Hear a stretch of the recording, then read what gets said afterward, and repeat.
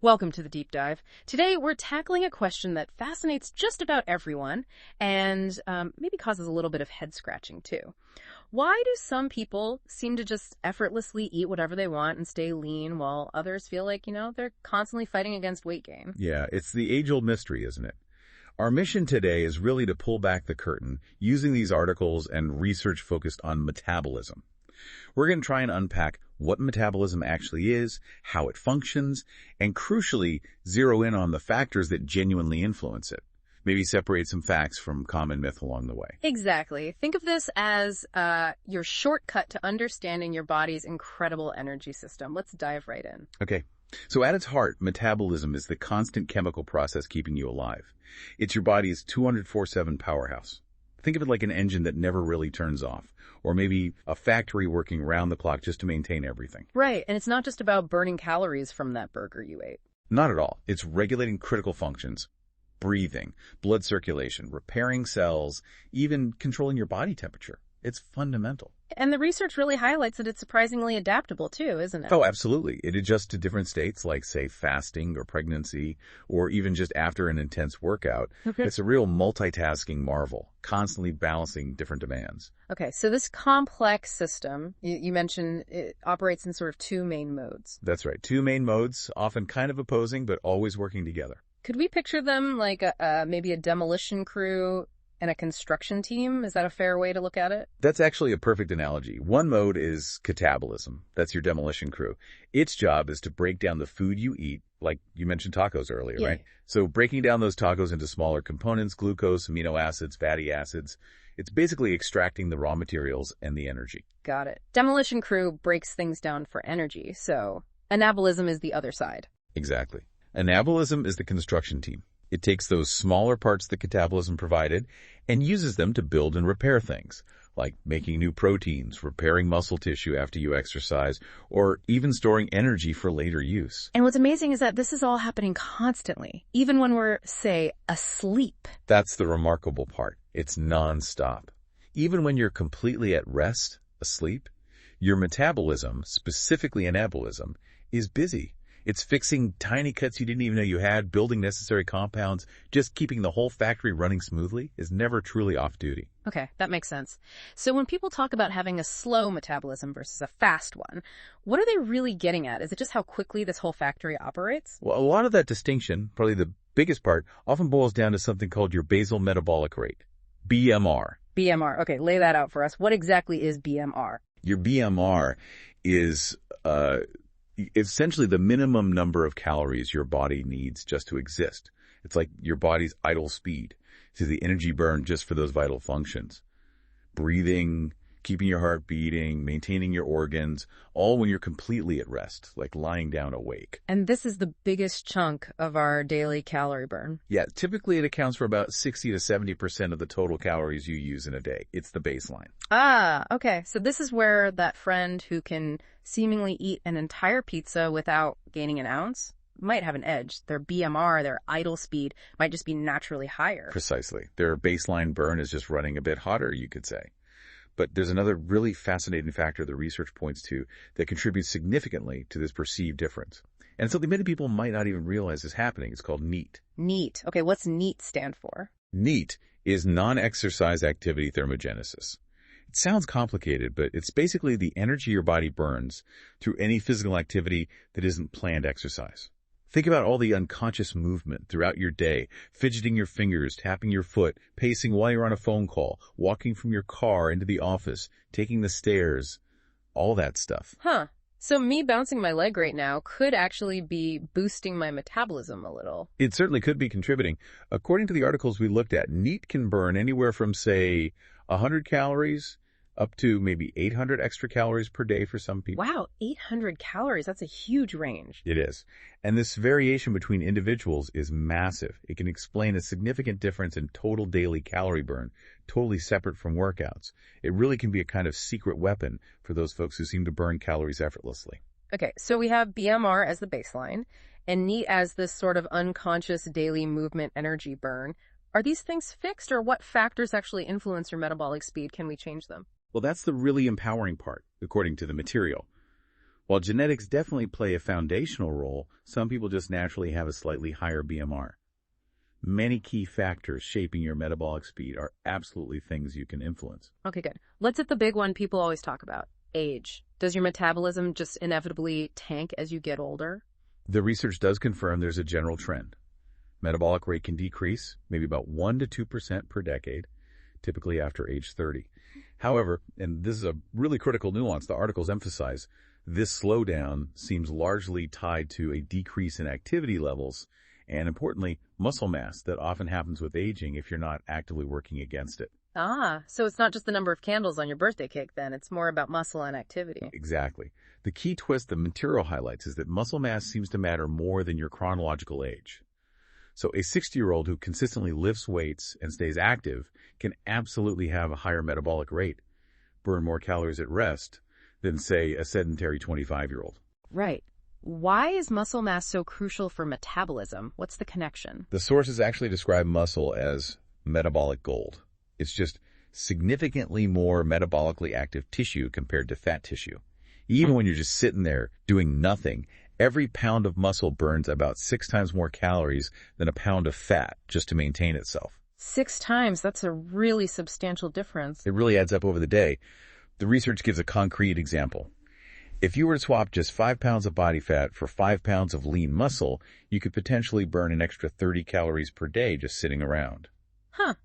That's like, what, 3 Oreos or something? Just for having more muscle? Pretty much. It's not a huge number daily, Yeah. but over weeks and months that passive burn contributes. Okay. Muscle is metabolic gold. Got it.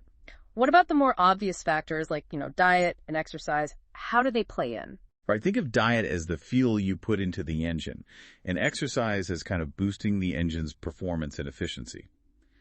When it comes to diet, the mercurial specifically calls out protein. The body actually uses more energy to digest and metabolize protein compared to carbs or fats. It's called the thermic effect of food, or TEF. For protein, it's about 20 to 30%, meaning 20-30% of the calories you eat from protein are actually burned just in the process of digesting it.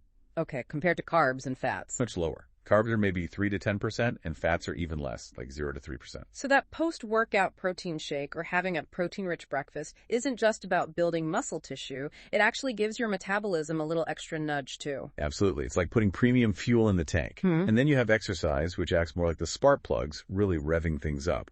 The research highlights high-intensity interval training, or HIIT, as being particularly effective for boosting metabolism. HIIT, right. Short bursts of intense effort. Exactly. And the cool thing about HIIT is it creates a significant afterburn effect. It's technically called EPT excess, post-exercise oxygen consumption. Basically, your body keeps burning calories at a higher rate for hours after you've finished the workout. Potentially for up to 38 hours, burning maybe an extra 25-30% on top of the calories burned during the exercise itself. That's a pretty powerful lingering effect from a relatively short workout. It can be very efficient, yeah. And of course, we shouldn't forget NEAT here either. Right, the fidgeting and pacing. Exactly. While planned exercise like HIIT is great, remember that NEAT, all those small movements throughout the day, also contributes significantly to your total energy out, adding that 100 to 800 calories burned daily for some people. It's all part of the picture. Okay. Now, the sources also brought up a kind of warning related to diet specifically about chronic, really strict calorie restriction. Yes, this is a really critical point. Drastically cutting calories for long periods triggers what the research describes as a survival mechanism. You sometimes hear it called starvation mode, or more accurately, metabolic adaptation. Your body basically interprets this severe lack of energy as a famine. And it reacts defensively. It does. It downshifts its metabolic rate, slows down that engine to conserve energy. It becomes more efficient at holding on to fat stores just in case. Like hitting the brakes hard to save fuel during a shortage? Pretty much. The material indicates that extreme restriction can drop your BMR by several hundred calories a day. One figure mentioned was up to 500 to 4 calories potential drop. Is your body trying to survive, which is, the exact opposite of what most people want when they're trying to manage their weight. Right, so you can't just starve yourself into having a faster metabolism. In fact, you might actually slow it down quite a bit. Which brings us to the good news section. Can you actually change your metabolism, or are you sort of stuck with the hand you were dealt genetically? Well, the excellent news, according to these sources, is that your metabolic rate isn't set in stone. While genetics provide that baseline, your lifestyle choices have a really significant and powerful influence. You absolutely can impact how efficiently your body uses energy.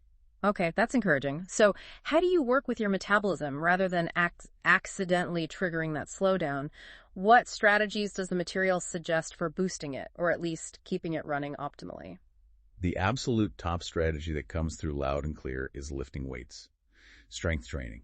Building and maintaining muscle is like upgrading the core hardware of your calorie-burning system. We already talked about muscle being metabolic gold. Right, because it burns more calories at rest. Exactly. And the research shows that strength training is particularly crucial during periods of weight loss. It helps preserve about 96% of your metabolic rate, effectively counteracting that potential slowdown that can happen when you reduce calories. Okay, so lift weights to protect that metabolic engine. What else? Starting your day with protein is another recommendation. The sources called it a metabolic espresso because of that higher thermic effect we discussed. It gives you that 20-30% calorie-burning boost just from digestion right at the start of the day. A metabolic espresso, I like that. Yeah.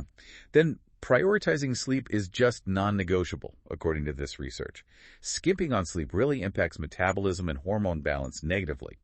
There was a finding that getting just 4 hours of sleep for 5 nights in a row can drop your BMR by about 2.6%. Only 4 hours. Wow. So what's the target?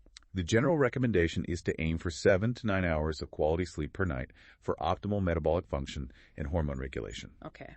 Weights, protein breakfast, good sleep, anything else? Well, for many people, enjoying coffee can offer a subtle boost.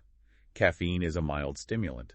Just, be mindful of skipping the sugary creamers and syrups, which would counteract any potential benefit. Right. Keep the coffee simple. These all seem like very practical everyday actions. Could we maybe consolidate some of the most actionable daily tips from the sources? Absolutely. Let's reiterate the exercise points. Definitely prioritize strength training for that crucial muscle mass. Consider adding HIA for that powerful afterburn effect. And consciously try to increase your NEAT. Find ways to weave more non-exercise movement into your day. Like taking the stairs, parking further away. Exactly. And the material gives a really powerful, specific example for NEAT. Simply standing for an extra 3 hours a day compared to sitting for those same 3 hours could burn an additional 30,000 calories over the course of a year. Whoa, 30,000 calories. Just from standing more instead of sitting. What does that translate to in terms of body fat? That's roughly equivalent to burning about 8 pounds of body fat, just from that one seemingly small, consistent change over 12 months. That's incredible. That really shows how those little things can add up without feeling like a huge effort. It absolutely does. And again, reinforcing sleep, it's not just about BMR, but lack of sleep also messes with hormones that regulate appetite and fat storage. So aim for those 7-9 hours consistently. Okay. Sleep is huge. Right. What else? Hydration is another simple but effective tip. Drinking enough water, the sources suggest maybe 1.5 liters a day, which is about 6 8-ounce glasses, can give your metabolic rate a temporary boost, maybe 24 to 30% higher for about an hour after drinking.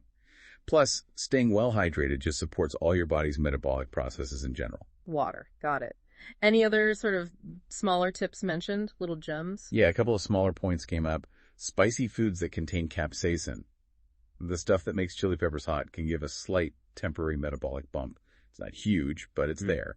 And green tea, specifically compounded it called EGCG catechin, seems to offer a gentle nudge to metabolism.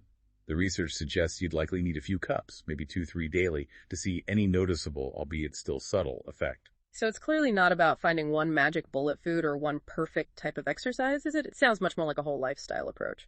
Exactly right. The way the sources frame it is almost like becoming the CEO of your body's energy system. It's about making consistent, informed choices, small things done daily that compound over time. Much like investing small amounts regularly can lead to significant growth down the line. It's a long-term investment, not a quick fix or a crash diet. And maybe focusing only on the number on the bathroom scale could be missing the bigger picture. The material strongly suggests that. It advises focusing on other indicators too. How are your energy levels throughout the day? How strong do you feel during workouts or daily tasks? How are your clothes fitting? These can often be much better reflections of positive metabolic changes, especially if you're building muscle while potentially losing fat. The scale might not budge much then, but you're getting healthier. Right, focusing on those non-scale victories. What about plateaus, when things seem to stall? The advice there is to play detective before you just jump to drastically cutting more calories. Track things. Are you really getting enough sleep? Is stress creeping up? Has your daily movement accidentally decreased? Look at the whole picture before making potentially counterproductive cuts. That makes sense. So a healthy metabolism isn't necessarily about having the absolute fastest furnace, but maybe more about having one that's resilient, efficient, and supports your overall well-being. Precisely. That's what the material points towards. A healthy metabolism is one that sustainably supports your energy levels, helps you recover, and keeps you feeling good. By understanding these different factors, BMR, NEAT, the power of muscle, smart diet choices, effective exercise, crucial sleep, hydration, you really gain the power to positively influence your metabolic health over the long haul. This deep dive has definitely unpacked that initial mystery for me. We've learned that while, genetics are a starting point, the difference between someone who seems to burn calories like crazy and someone who struggles often comes down heavily to these controllable factors. Things like muscle mass, that unconscious daily movement, or NEAT, making strategic diet choices like getting enough protein, really prioritizing sleep, and even just staying hydrated. It's not just random luck. It's often about understanding and actively influencing these fundamental processes. And understanding these elements truly is empowering.